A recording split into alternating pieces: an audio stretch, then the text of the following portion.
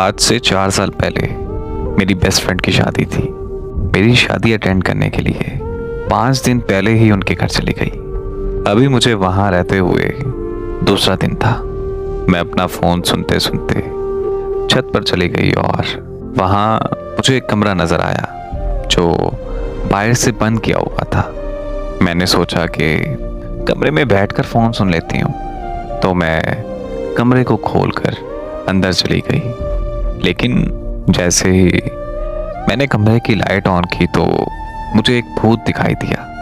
भूत को देखते ही मैं चीखी और चीखते हुए कमरे से बाहर आ गई। मेरी चीखें सुनकर घर के सब लोग इकट्ठे हो गए।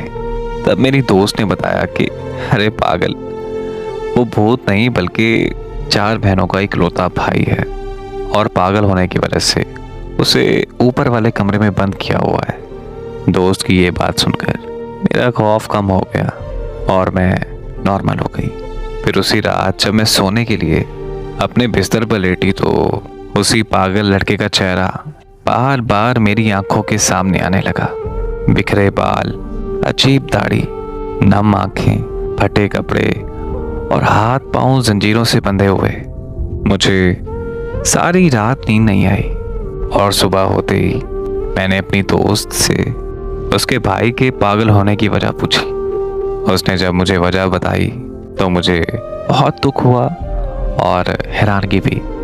दुख इस बात का था कि मोहब्बत ने एक ज़िंदगी उजाड़ दी, और हैरानगी इस बात की कि आज के दौर में भी कोई किसी से इतनी मोहब्बत भी कर सकता है। उसकी बहन ने बताया कि 6 साल पहले मेरे भाई ने ग्रेजुएशन मुकम्मल की तो वो जिद करने लगा कि उसे मास्टर्स करने के लिए इटली जाना है। मेरे अब्बू नहीं चाहते थे कि मेरा भाई हम सब से दूर जाए, लेकिन हम सब बहनों के बार बार कहने पर अब्बू ने भाई को इटली भेज दिया। हमें ये नहीं पता था कि हमारा भाई इटली पढ़ने नहीं बल्कि उस लड़की के लिए जा रहा है जो भाई को फेसबुक पर मिली थी, और मेरा भाई उससे बेहद मोहब्बत करने लगा था। खैर, भाई 1 साल तक इटली में रहा और फिर किसी झगड़े की वजह से मेरे भाई को वहाँ सज़ा हो गई। सज़ा काटने के बाद मेरे भाई को पाकिस्तान डिपोर्ट कर दिया गया और यहाँ वापस आकर भाई किसी से भी कोई बात नहीं करता था। सारा दिन सारी रात शराब और सिगरेट पीता रहता था।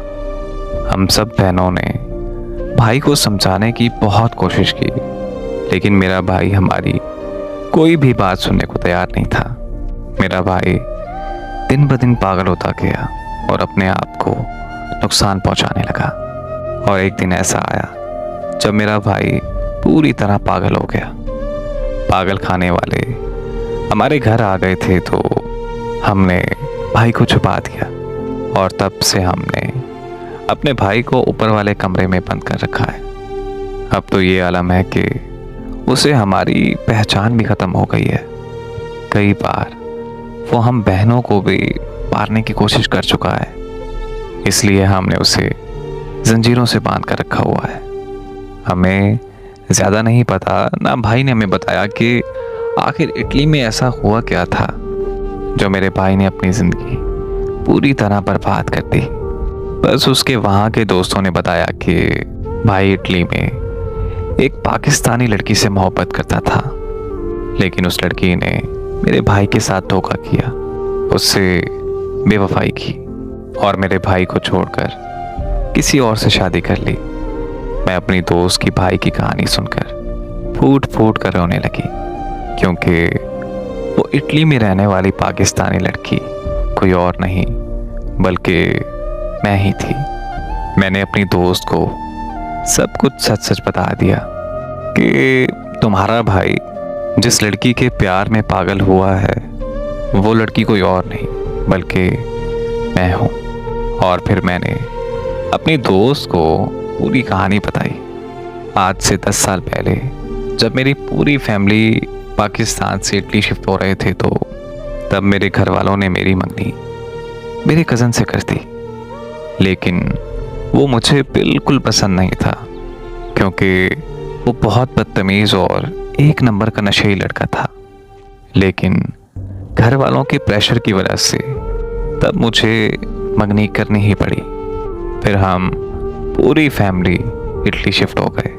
3 साल बाद जब मेरे इटली के कागज़ बन गए तो मेरी फैमिली ने मेरी शादी की प्लानिंग शुरू कर दी, ताकि शादी के बाद मेरा कज़न भी इटली शिफ्ट हो सके।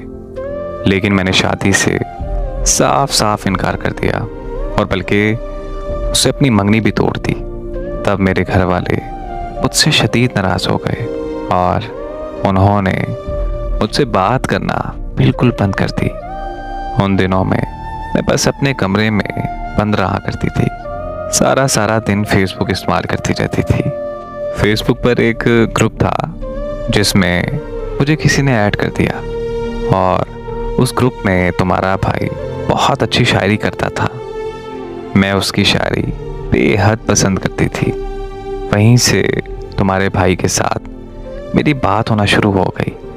फेसबुक पर इसका नाम और बाकी डिटेल सब गलत थी, और इसने मुझे यही बताया था कि वो लाहौर में रहता है। 1 साल तक हम बहुत अच्छे दोस्त रहे, और फिर उसके बाद इसने मुझे प्रपोज कर दिया। तो मुझे भी इससे बेहद मोहब्बत हो गई थी, और मैंने भी इसे हाँ कर दी। मैंने अपने घर वालों से बात की तो उन्होंने एक शर्त रख दी कि अगर ये खुद इटली आ जाए तो हम शादी कर देंगे। फिर कुछ महीनों बाद स्टडी वीज़े पर इटली आ गया, और तब इसने मुझे सब कुछ सच सच बता दिया कि ये लाहौर से नहीं बल्कि मेरे शहर गुजरात में ही रहता है, और ये मेरे उस कज़न का दोस्त है जिससे मैंने अपनी मंगनी तोड़ी थी। ये सुनकर मुझे बहुत गुस्सा आया, और मैंने अपना ताल्लुक़ इससे ख़त्म कर दिया, क्योंकि मैं सब कुछ बर्दाश्त कर सकती हूँ, लेकिन धोखा किसी सूरत नहीं। तुम्हारा भाई 1 साल तक मुझसे बात करने की कोशिश करता रहा। मैंने इससे बात नहीं की, और एक दिन तंग आकर मैंने इसे झूठ बोल दिया कि मैं शादी कर रही हूँ। उसके बाद ये गायब हो गया, और फिर मुझे दोबारा कभी नज़र नहीं आया।